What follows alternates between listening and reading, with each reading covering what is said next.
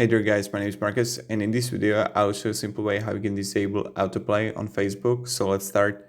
The first thing you want to do is when you're going to be on Facebook, go to right top corner to the menu, and right here you're going to see your profile and everything. So you want to scroll down below and go to settings and privacy, and now you're going to see settings.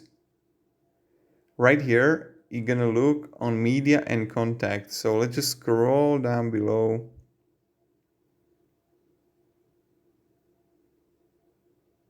Media and contacts right here, and now you're gonna see autoplay, right?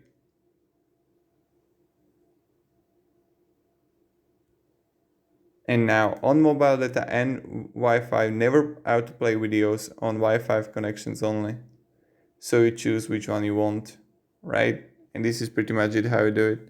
So you just scroll down below media and contacts and autoplay, and you choose which one you want. So thank you very much.